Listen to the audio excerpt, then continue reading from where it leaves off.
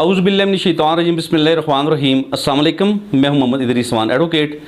दोस्तों, जब human rights की बात होगी तो सबसे ज़्यादा ह्यूमन राइट्स की प्रोटेक्शन की बात दीन इस्लाम ने की है। और दीन इस्लाम वैध सच्चा मज़हब है कि जो मुकम्मल आने वाले क़यामत तक आने वाले इंसानों के राइट्स की बात करता है और मुकम्मल इंसान को प्रोटेक्शन दे दी है।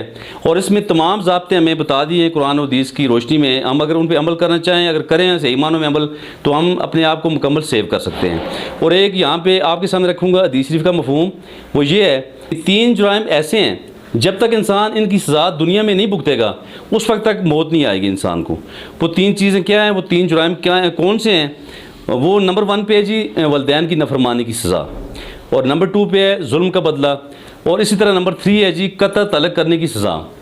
दोस्तों, जब तक इंसान वलदैन की नफरमानी खुदा न खास्ता एक शख्स करता है तो जब तक उसे दुनिया में सज़ा नहीं मिलती, यानी दोनों जानों में उसकी सज़ा है, दुनिया में भी और आखिरत में भी। वो दुनिया में ही उसे उसकी सज़ा मिल जाती है किसी न किसी सूरत में, वो उसका बदला ले के दुनिया से जाता है।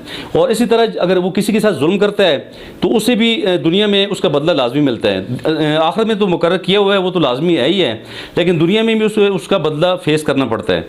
और इसी तरह कत्ल तलक जो हम रिश्तेदारों से खुदा न खास्ता कर रहे होते हैं या किसी तलकदार से कर रहे होते हैं, ये कत्ल तलक करने की सज़ा भी इस दुनिया में इंसान को मिल जाती है।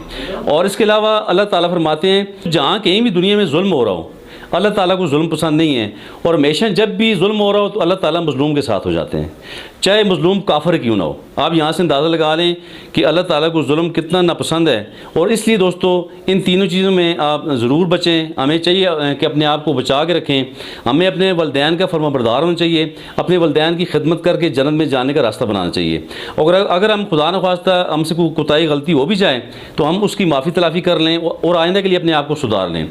और इसी तरह हम जुल्म से बचें, हम तमाम इंसानों के साथ अच्छे जो उसने सूख से चलें और किसी के साथ भी जुल्म ज़्यादती न करें, चूँकि इन तीनों जुराइम का जो बदला है हमें आखिरत के साथ साथ दुनिया में भी मिल के रहता है। इसलिए दोस्तों, अगर हम इन तीनों उसूलों पे कर बंद हो जाएं, अपने आप को ठीक कर लें, तो हम सही मानों में ह्यूमन राइट्स की प्रोटेक्शन को यकीनी बना सकते हैं।